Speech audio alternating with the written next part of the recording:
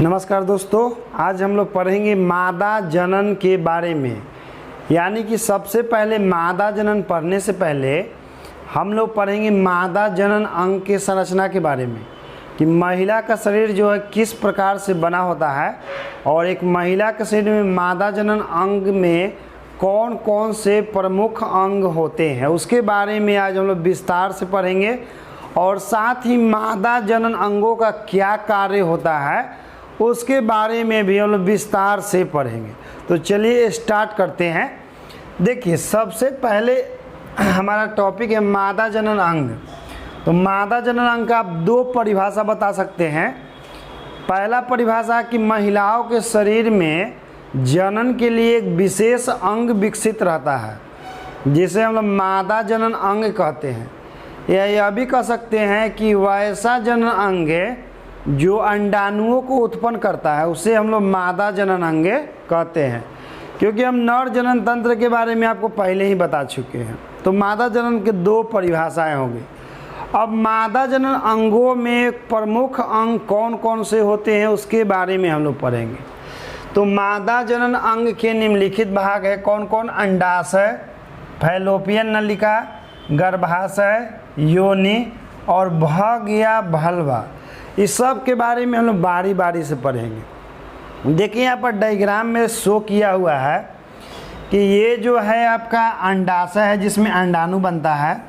जब एक लड़की का जन्म होता है उसी समय निर्धारित हो जाता है कि इसके शरीर में कितना अंडा है।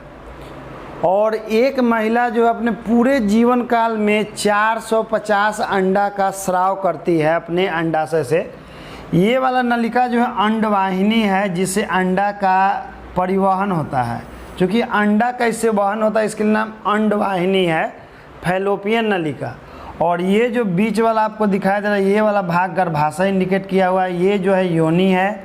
और यहाँ पर हाइमेन होता है और ये बाहरी भाग भग या बल्वा होता है। इन सभी के बारे में हम बारी बारी से पढ़ेंगे, एकदम एक एक पॉइंट दम क्लियर करके। जैसे कि देखिए, यहाँ भी एक डायग्राम है जिसमें वही सब इंडिकेट किया हुआ है। ये देखिए, अंडाणु जब यहाँ से निकलता है, इसमें जो डॉट डॉट इस प्रकार दिख रहा है आपको, ये सब अंडाणु है। और जब एक लड़की का जन्म होता है उसी समय डिसाइड हो जाता है कि उस महिला के लड़की के शरीर में कितना अंडाणु है।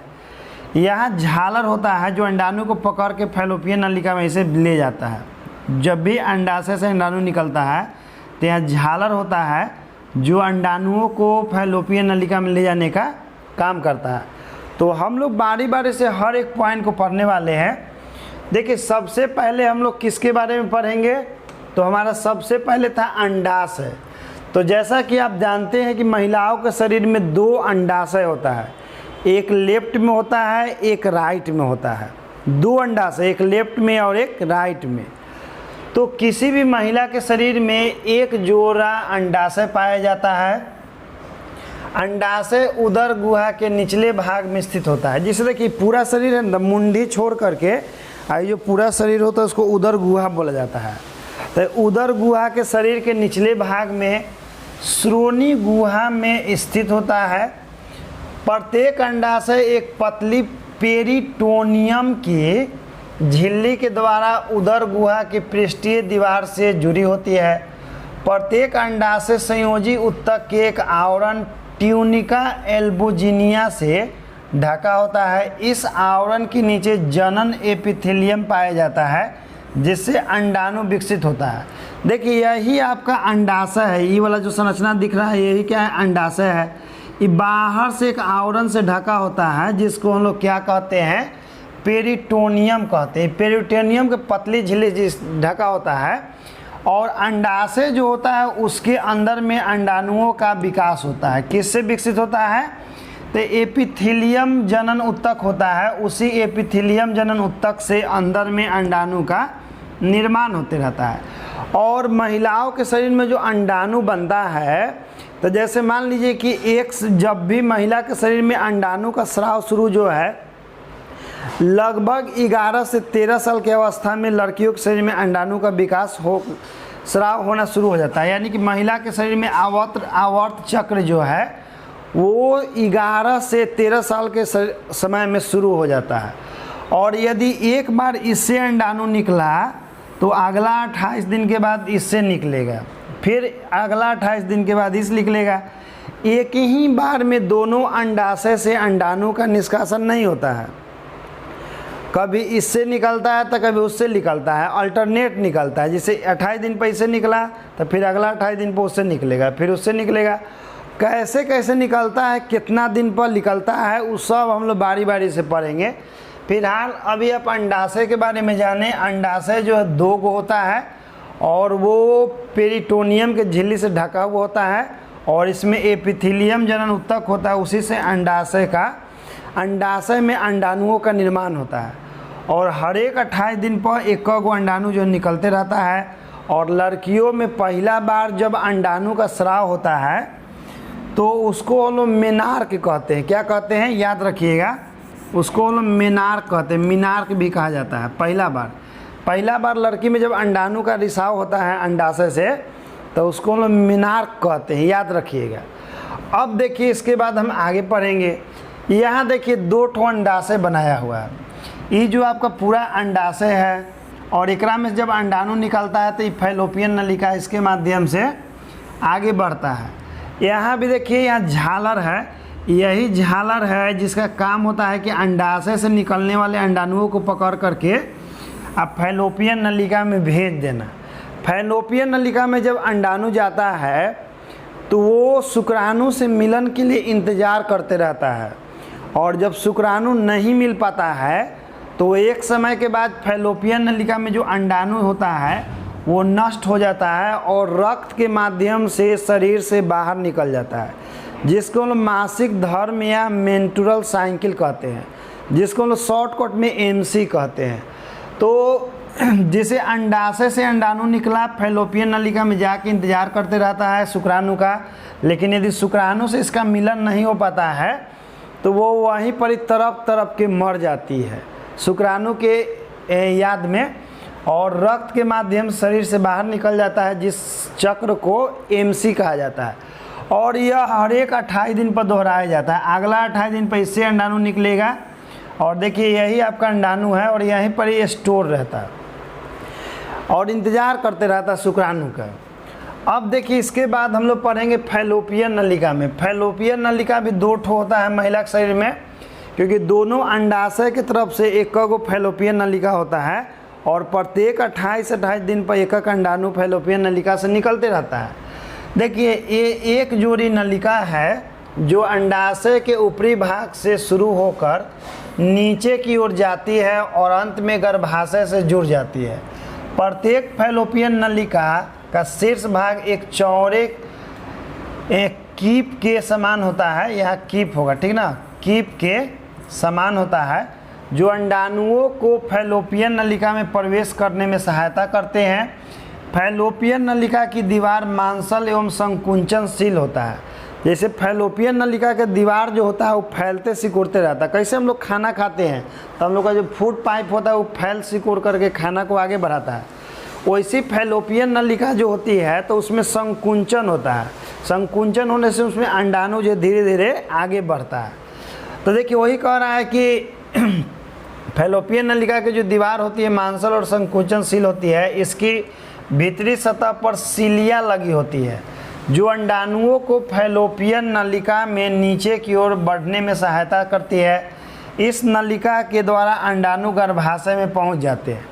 देखिए यही आपका फैलोपियन नलिका है, जैसे ये आपका अंडाशय हो गया और ये फैलोपियन नलिका, यहाँ झालर रहता है जो अंडाणु को पकड़ के इसमें भेजता है। तो इसमें बहुत धागा की तरह सिलिया होता है जो अंडाणु को आगे बढ़ाने का काम करता है। इसे सिलिया टाइप का होता है बाल की तरह, वही सब अंडाणु को आगे की ओर इसमें ढकेलते रहता है। तो अंडाणु धीरे धीरे आगे बढ़ता है और यदि इसका निषेचन हो जाता है इसमें तो वो गर्भाशय में चला जाता है और भ्रूण के रूप में विकसित होना शुरू हो जाता है। फिर बाद में वो गर्भाशय की दीवार से चिपक जाता है और वह भ्रूण वहीं से पोषण प्राप्त करता है और वहीं से एक पूर्ण शिशु का विकास होता है गर्भाशय में। तो गर्भाशय के बारे में हम लोग पढ़ेंगे। इस डायग्राम में देखिए ये आपका अंडाशय है और ये फैलोपियन नलिका है। इसी में बहुत सारा सिलिया होता है, इसे ऊपर नीचे दोनों से, जो अंडाणु को आगे की ओर बढ़ाने का काम करता है। तो फैलोपियन नलिका एक मांसल रचना होता है और इसमें जो अंडाणु इंतजार करते रहता है, यदि उसका शुक्राणु से मिलन नहीं होता है तो वही वो तरफ तरफ के दम तोड़ देता है और फिर वहाँ से वो दर्द उत्पन्न होता है, क्योंकि इसमें संकुंचन होता है। संकुंचन होकर के रक्त के माध्यम से योनि से बाहर निकल जाता है, रक्त के रूप में बहता है 3-4 दिन तक ले शरीर में, और फिर वो पूरी तरह शरीर से नष्ट होकर के बाहर निकल जाता है रक्त के माध्यम से। अब देखिए इसके बाद गर्भाशय है। गर्भाशय पहले हम आपको दिखा देते हैं कि देखिए गर्भाशय कौन है। ये डायग्राम में देखिए ई वाला जो आपको दिखाई दे रहा है, यहाँ पर ही गर्भाशय होता है। गर्भाशय वास्तव में चारों तरफ से इसे बंद होता है, एक नली होता है, और यह जो है यहाँ से जब फैलोपियन नलिका में जब अंडाणु आता है और शुक्राणु से निषेचित हो जाता है तो गर्भाशय में जा कर के आपका जमा हो जाता है, और यही गर्भाशय में जाता है जब निषेचित होकर के, तो भ्रूण जो है इसके दीवार से, गर्भाशय के दीवार से चिपक जाता है और इसी से भ्रूण पोषण प्रदान करता है। तो गर्भाशय के बारे में देखिए हम लोग पढ़ेंगे यहाँ पर कि गर्भाशय जो है यह एक मोटी दीवार वाली पेशीय थैली के समान होता है, जिसे बताया नहीं कि थैली के आकार का होता है, और जो मूत्राशय तथा मलाशय के बीच श्रोणि गुहा में स्थित होता है। यह लगभग त्रिकोणीय संरचना है जिसकी ऊपरी भाग ज़्यादा चौड़ा होता है और इसके ऊपरी भाग के दाएं और बाएं कोने से ऊपर की ओर फैलोपियन नलिका जुड़ी होती है। तो यदि इस फैलोपियन नलिका में अंडा के निषेचन हो जाता है इसमें और इसमें, तो कोई एगो में, तो वो गर्भाशय में जा कर के जमा हो जाता है इस प्रकार से। तो फैलोपियन नलिका से जुड़ा होता है, लेकिन जैसे ही इसमें चल जाता है अंडाणु में थे निषेचित होकर के भ्रूण, तो ये जो यहाँ से जो रास्ता है फैलोपियन नलिका वाला ही बंद हो जाता है और फिर इसमें अंडाणुओं का विकास और स्राव यहाँ से रुक जाता है। जैसे ही अंडाणु का मिलन शुक्राणु से हो गया तब फिर जो है अंड का स्राव रुक जाता है, यानी कि अब जैसे 9 महीना तक ले इससे अंडाणु का निष्कासन नहीं होगा। 9 महीना तक ले, यानी कि महिलाओं के शरीर में जो मासिक धर्म है वो नहीं आएगा। जब एक बार अंडाणु और शुक्राणु का मिलन हो जाता है और वो चला जाता है गर्भाशय में, तो गर्भाशय की दीवार जाके धीरे चिपक जाता है और वहीं से पोषण प्राप्त करने लगता है। और 9 महीना तक याद रखिएगा कि कोई अंड का उत्सर्जन नहीं होता है, यानी कि लड़कियों के शरीर में मासिक चक्र नहीं आता है। अब देखिए यहाँ पर हम लोग पढ़ रहे थे और आगे इसमें पढ़ेंगे कि फैलोपियन नलिका जुड़ा होता है। गर्भाशय की गुहा में ही भ्रूण का विकास होता है। इसकी गुहा की सामान्य स्थिति में 7 से 8 सेंटीमीटर लंबी होती है। जो गर्भाशय होता है वो जनरली 7 से 8 सेंटीमीटर लंबा होता है, लेकिन जब अंडाणु का निषेचन शुक्राणु से हो जाता है और उसमें जब भ्रूण का विकास होने लगता है तो वो धीरे धीरे उसमें भ्रूण बढ़ता है, तब फैलोपियन नलिका का साइज भी बढ़ते चल जाता है और बढ़ते बढ़ते बढ़ते 18 से 20 सेंटीमीटर चौड़ा हो जाता है। इसीलिए देखिएगा जब महिला कोई गर्भवती है तो होता है तो उसका पेट का साइज बढ़ जाता है। तो पेट का साइज बढ़ने का मतलब ये नहीं कि जिसमें वो खाना स्टोर होता है उसका साइज बढ़ जाता है, नहीं। यहाँ जो आपका गर्भाशय है तो गर्भाशय समान अवस्था में 7 से 8 सेंटीमीटर होता है, लेकिन जब उसमें शिशु विकसित होने लगता है तो वो 18 से 20 सेंटीमीटर तक पहुँच जाता है। तो हम लोग क्या कहते हैं कि पेट बढ़ गया है। पेट नहीं बढ़ा है, गर्भाशय का साइज बढ़ रहा है। जिसमें खाना स्टोर होता है उसका साइज जस के तस रहता है। हालांकि और जो है ऊपर से दबाव पड़ता है तो महिला लोग बहुत कम खाना खा पाती है। और जैसे ही शिशु का जन्म हो जाता है, गर्भाशय से बाहर निकल जाता है योनि मार्ग से शिशु, तब फिर गर्भाशय जो सिकुड़ करके अपना प्रारंभिक अवस्था में आने लगता है, लेकिन वो प्रारंभिक अवस्था में नहीं आ पाता है। कुछ सेंटीमीटर बड़े रह जाता है, 10 सेंटीमीटर या 12 सेंटीमीटर। फिर से सिकुड़ करके 7 से 8 सेंटीमीटर की अवस्था में गर्भाशय नहीं पहुंच पाता है, थोड़ा सा साइज में बड़ा ही रह जाता है शिशु के जन्म होने के बाद। तो इसका विकास जो है 18 से 20 सेंटीमीटर लंबा हो जाता है और शिशु के जन्म के बाद यह पुनी छोटी हो जाती है, परंतु सामान्य स्थिति में न आकर उससे थोड़ी बड़ी ही रह जाती है। गर्भाशय का निचला भाग संकरा होता है, यानी कि पतला होता है उसके नीचे, जिसे हम लोग ग्रीवा या सर्विक्स कहते हैं। ग्रीवा से नीचे योनि, ये जो आपका ग्रीवा जो है नीचे की ओर योनि में जा कर के खुलता है। देखिए यही आपका गर्भाशय है और ये आगे चल करके ये ग्रीवा होता है, यहीं से कहाँ खुल जाता है, योनि मार्ग में खुलता है, जिससे शिशु जो है बाहर निकलता है। और एक महिला जब शिशु को जन्म देते रहती है तो उसको टोटल 58 डेल का दर्द सहना पड़ता है। और सामान्य स्थिति में पुरुष जो है 46 डेल के दर्द पर मर जाता है। यदि आपके शरीर में 46 डेल दर्द होगा तो आपका दिमाग जो है आपको डेड घोषित कर देगा, शरीर आपका मर जाएगा। लेकिन जब एक महिला शिशु को जन्म देते रहती है तो उस समय महिला को 58 डेल का दर्द का अनुभव होता है। जैसे कि लगता है कि शरीर के 206 हड्डी अचानक टूट रहा है। तो जैसे एक साथ शरीर का 206 हड्डी टूटने पर जितना दर्द होता है उतना दर्द सह करके एक महिला जो है एक शिशु को जन्म देती है, लेकिन वो फिर भी नहीं मरती है। जबकि एक सामान्य पुरुष जो है 46 डेल के दर्द में होकर कहानी ख़त्म हो जाएगा। तो इसको आप कह सकते हैं कि एक महिला के लिए शिशु का जन्म देना ये किसी चमत्कार से कम नहीं है, क्योंकि देख रहे हैं कि सामान्य स्थिति में एक पुरुष 46 डेल के दर्द में अपना दम तोड़ देता है, और वही महिला जो एक शिशु को जन्म देते समय 58 या 57 डेल के दर्द का अनुभव करता है, लेकिन फिर भी वो नहीं मरती है। इसीलिए एक शिशु को जन्म देना महिला के लिए चमत्कार कहा गया। उसके जीवन में एक चमत्कार से कम नहीं है किसी शिशु को जन्म देना, समझ रहे हैं। इसलिए कहा जाता है कि पुरुष यदि शक्ति है तो महिला जो है सहन शक्ति है। महिला जो है सभी दर्द को सह लेती है, खास करके एक बच्चे को जन्म देते समय। और वही महिला के जीवन में एक ऐसा दर्द है जो दर्द के बाद भी मुस्कुराती है। एक शिशु का जब जन्म होता है तो महिला दर्द में भी मुस्कुराती है, वही एक ऐसा पल है। और यह मोमेंट हर महिला के जीवन में एक ना एक समय जरूर आता है। तो चलिए इसके बाद हम लोग पढ़ेंगे योनि के बारे में। देखिए योनि जो होता है यह एक पेशीय नली के समान होता है, यानी कि एक नली की तरह होता है, पाइप की तरह समान रचना है, जो 7 से 10 सेंटीमीटर लंबा होता है। योनि की लंबाई 7 से 10 सेंटीमीटर होता है, और ये महिला की लंबाई पर भी डिपेंड करता है। जो महिला हाइट में थोड़ा छोटी होती है उसका योनि का साइज थोड़ा छोटा होता है, मतलब जो नली की लंबाई होता है कम होता है, और जो महिला लंबी होती है उसकी योनि की लंबाई जो है थोड़ा ज़्यादा होता है। यानी कि 7 से 10 सेंटीमीटर नापा गया है, लेकिन याद रखिएगा कि योनि का जो एथी होता है नली का लंबाई वो महिला के हाइट के ऊपर डिपेंड करता है। और यह जो है संयोजी ऊतक की बनी होती है और यह फैलने योग्य होती है। यानी कि जो नली होता है, योनि जो होता है वो फैल और सिकुड़ सकता है। और इसका ये जो बाहर की ओर एक छिद्र द्वारा खुलता है जिसको भग या बलवा कहते हैं हम लोग। बलवा एक पतली झिल्ली से ढका होता है जो हाइमेन कहलाता है। जो बलवा होता है महिलाओं का वह एक पतला झिल्ली से ढका हुआ होता है, वो झिल्ली को क्या कहता है, हाइमेन कहा जाता है।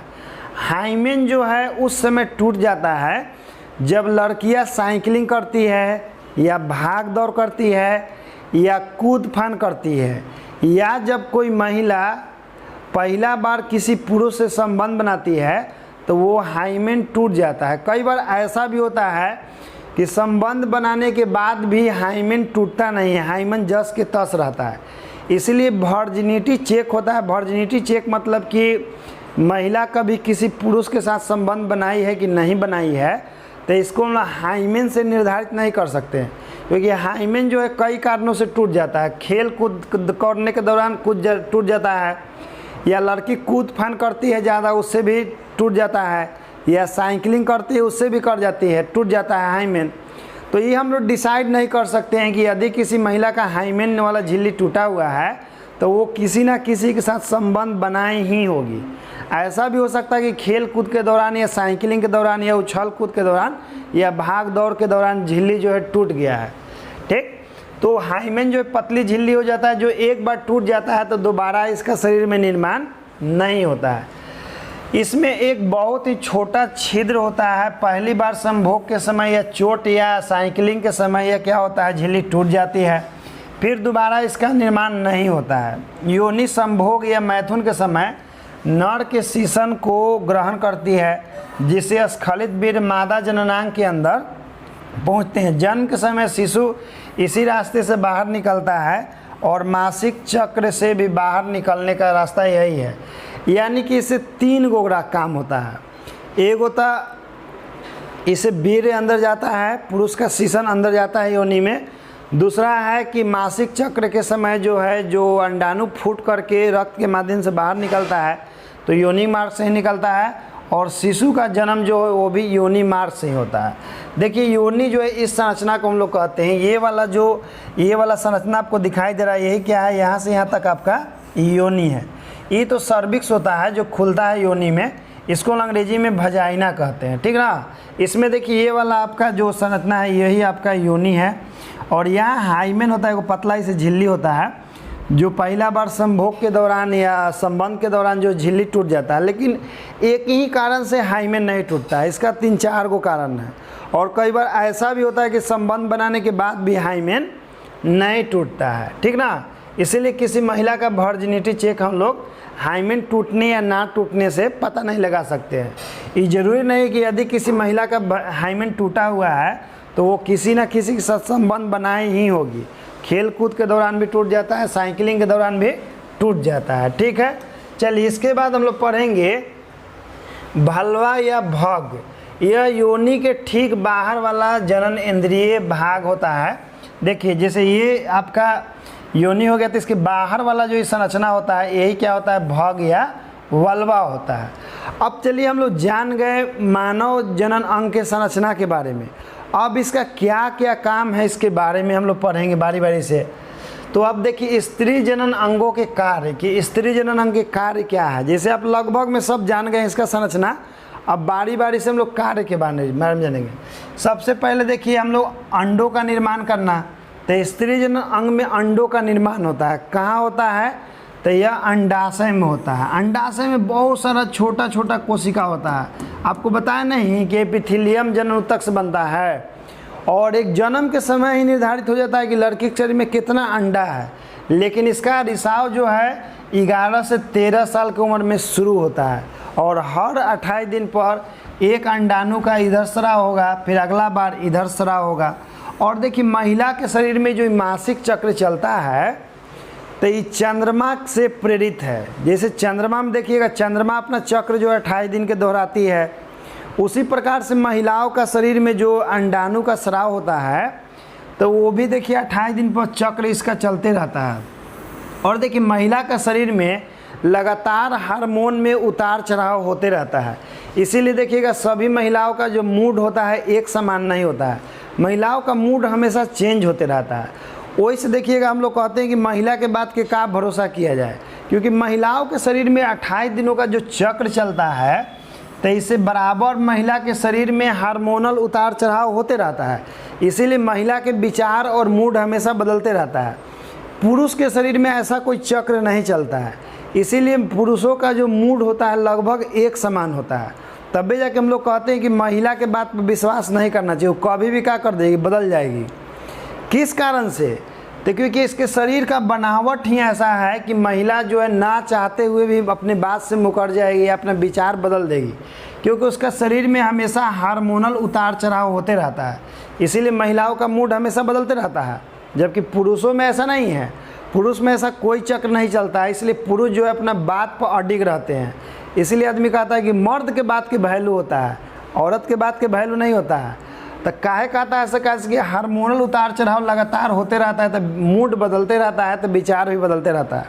अब पुरुष में ऐसा चक्र नहीं चलता है, इसीलिए पुरुष लोग अपना बात पर अडिग रहता है। तो महिला को अपने बात से पलटने का अधिकार जो है हम लोग नहीं दिए हैं।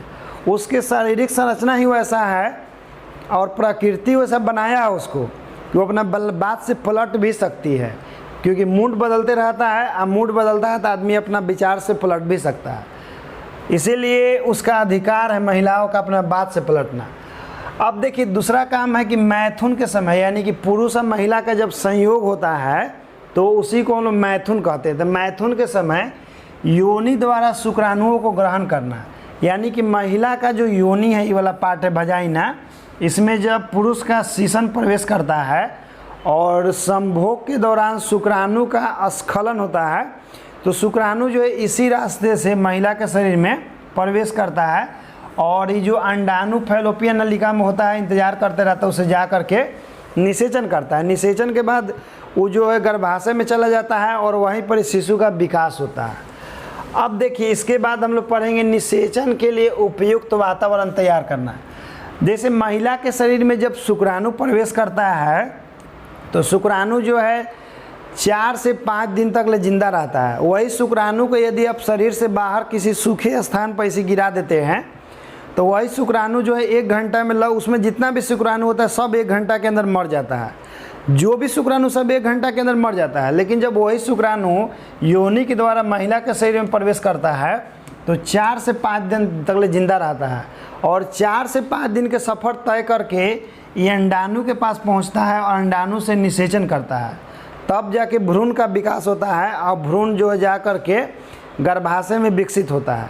तो देखिए जैसे सामान्य स्थिति में हम लोग यदि शुक्राणु को बाहर गिरा देते हैं किसी सूखे स्थान पर तो वो 1 घंटा में सारा शुक्राणु मर जाएगा। लेकिन महिला के शरीर में वही 5 से 6 दिन तक जिंदा रहता है। तो हम लोग कह सकते हैं कि महिला का शरीर जो है वैसा वातावरण मुहैया कराता है, उपलब्ध कराता है कि शुक्राणु 4-5 दिन तक जिंदा रहता है। हालांकि पुरुष के शरीर से जैसे ही शुक्राणु महिला के शरीर में प्रवेश करता है तो महिला के शरीर का जो इम्यून सिस्टम होता है उसको बैक्टीरिया वायरस समझ करके उस पर हमला कर देता है और हमला कर देता है तो बहुत सारा शुक्राणु मर जाता है। एक जब पुरुष का संयोग महिला से होता है तो एक बार में लगभग 30 करोड़ शुक्राणु जो है महिला के शरीर में प्रवेश करता है। लेकिन उसमें से मात्र 1 शुक्राणु जो है फैलोपियन नलिका में जाके अंडाणु को निषेचित कर पाता है। इसीलिए हम लोग के मम्मी पापा कहते हैं कि मेरा बेटा करोड़ों में एक है। करोड़ों में नहीं 30 करोड़ में एक है, क्योंकि 30 करोड़ में 1 शुक्राणु केवल अंडाणु से निषेचित कर पाता है जिससे एक बच्चा की उत्पत्ति होती है। समझ गए? तो निषेचन के लिए उपयुक्त वातावरण महिला का शरीर होता है। लेकिन शुक्राणु को हमेशा खतरा रहता है क्योंकि महिला की योनि अम्लीयता भी उत्पन्न करता है शुक्राणु को नष्ट करने के लिए। फिर महिला के शरीर का जो इम्यून सिस्टम होता है वो उसको बैक्टीरिया वायरस समझ के हमला करके खा जाता है। तो उसमें से एगो बचा के कहाँ पहुँच जाता है? अंडाणु के पास, जिससे एगो बच्चा का जन्म होता है। देखिए उसके बाद झालर या फिम्बरी, जैसे ई जो है अंडाशय है, एकरा से अंड निकलता है। तो देखिए ई वाला संरचना झालर या फिम्बरी इसको कहते हैं। यही अंडाणु को पकड़ के फैलोपियन नलिका में भेजता है। तो इसका क्या काम होता है कि यह अंडाणुओं को पकड़ना तथा गर्भाशय में पहुंचाना। हालांकि गर्भाशय में तो नहीं पहुंचाता है लेकिन फैलोपियन नलिका में पहुंचा देता है। और जब अंडाणु का निषेचन हो जाएगा तो अपने आप वो कहाँ पहुँच जाएगा? गर्भाशय में पहुँच जाएगा।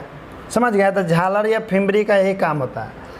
फिर है कि गर्भाशय निषेचित अंडाणुओं को भ्रूण परिवर्धन हेतु स्थान प्रदान करता है। ये जो गर्भाशय है तो इस गर्भाशय में देखिए यहाँ से अंडाणु निकला, फैलोपियन नलिका में गया, शुक्राणु से निषेचन हुआ, ये फिर गर्भाशय में आ जाता है।